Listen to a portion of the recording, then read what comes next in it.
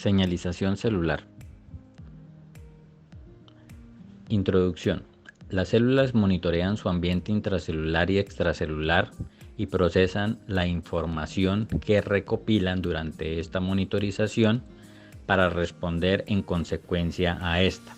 Encontramos el sistema de quórum, en el cual hay una agrupación de células, en este caso bacterianas, las cuales responden a estímulos. Otro método es el factor de apareamiento. Un ejemplo claro de esto es la Saccharomyces. Esta se une entre sí para aparearse y pues empezar la división celular.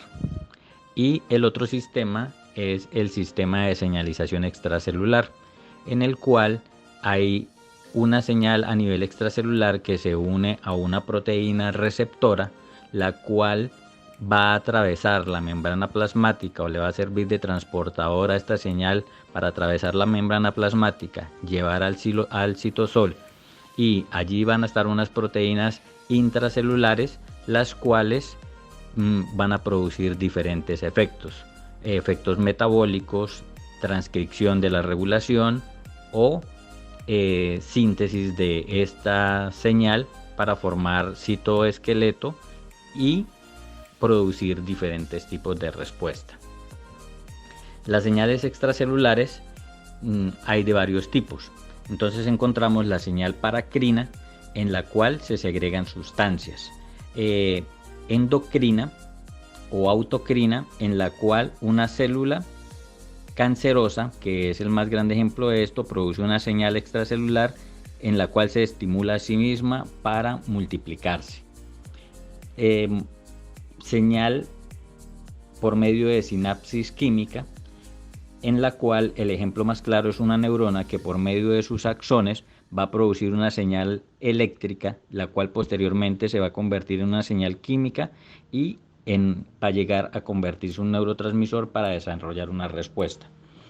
El otro método es dependiente del contacto, en el cual se responde mediante un receptor que se une a una molécula, señalizándola e iniciando una respuesta. Este es el caso de las proteínas receptoras intracelulares, y la molécula, al unirse con esta, debe entrar a la célula. Las señales estimulantes o inhibitorias son combinación de señales que promueven la división celular, y la inhibición de estas señales pues va a producir una apoptosis secundaria. El ejemplo más claro de esto es el del neurotransmisor de la acetilcolina, en la cual hay un receptor que se acopla a una proteína G, disminuyendo el potencial de acción a nivel muscular, a nivel cardíaco. Puede desencadenar otra opción, que es aumentando la producción de saliva en las glándulas salivales. ¿Esto qué quiere decir? Que este receptor de la acetilcolina, aunque es el mismo receptor, dependiendo de la célula en la que actúe, pues va a producir diferentes respuestas.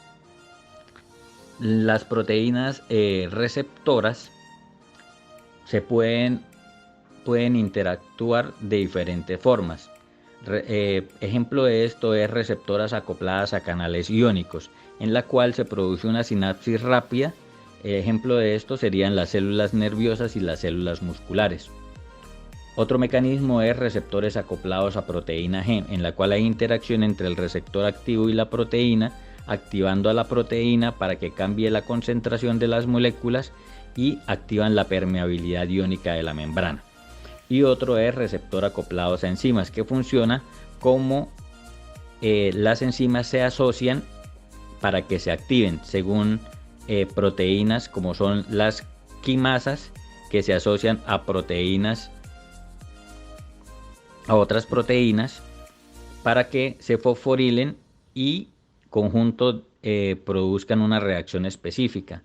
La unión de estas enzimas produce interacción y activación de otros dominios a nivel citoplasmático. Señalización. Existen primeros mensajeros y segundos mensajeros. Los primeros mensajeros son las señales a nivel extracelular. como el AMP cíclico y el diacilglicerol. El AMP cíclico, que es soluble en agua y está difuso en el citosol celular, y el diacilglicerol, que es liposoluble y difuso en la membrana plasmática. Los segundos mensajeros son proteínas que ayudan a trasladar la señal, o se conocen como interruptores moleculares, que cambian del estado activo al estado inactivo a nivel celular. En tanto a la señalización, tenemos la fosforilación. La fosforilación, en la cual existen unas proteínas que son las quinasas. Las quinasas hay de dos tipos principalmente, la serina y la treonina. Las quinasas producen un enlace covalente a un grupo fosfato, y la otra proteína es la fosfatasa, que lo que hace es que elimina el grupo fosfato. Entonces, dependiendo de si se produce el enlace o se une el fosfato o se elimina el fosfato, se va a producir una activación o una inactivación de estas proteínas y por tanto de la fosforilación. El otro mecanismo es la señalización por medio de proteínas, en el cual tenemos la proteína GTP, que es una proteína activadora, y la proteína la unión a la proteína GDP, que lo que hace es que desactiva la proteína.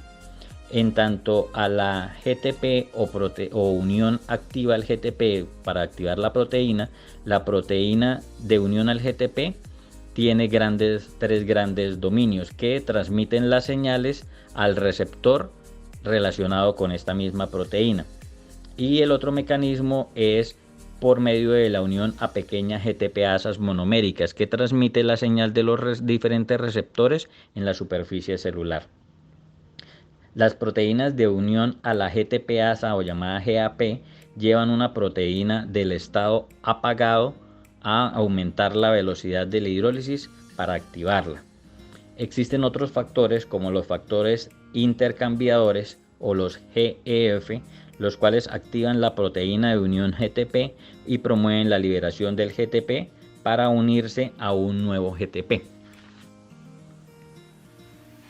En tanto a la señalización intracelular, la molécula debería activarse solo con su receptor, pero pues es inevitable que, dependiendo de varios factores, se modifiquen otros receptores que hay en el medio.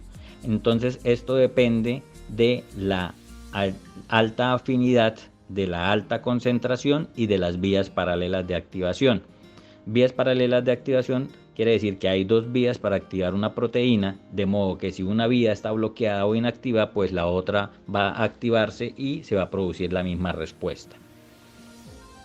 Existen tres tipos principales de activación. El primero son las proteínas de andamio, en los cuales los grupos de proteínas de señalización interactúan entre sí para formar complejos de señalización, en el que van a estar todas las proteínas juntas, y estas se van a activar secuencialmente de forma rápida y eficiente, pues por estar en contigüidad.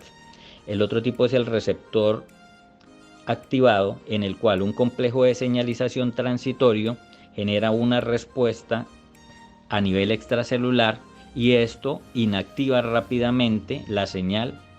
Si se inactiva rápidamente, la señal va a desaparecer. ¿Qué es lo que pasa? Se fosforila durante la activación y se desfosforila durante la inactivación. Y está la señalización por lugar, en la cual la activación del receptor aumenta la fosforilación específica, que luego va a servir como sitios de acoplamiento para las proteínas a nivel intracelular para que interactúen e inicien la activación. Los dominios intracelulares son el SH2 y el PTB. Un ejemplo claro de esto es el receptor de la insulina.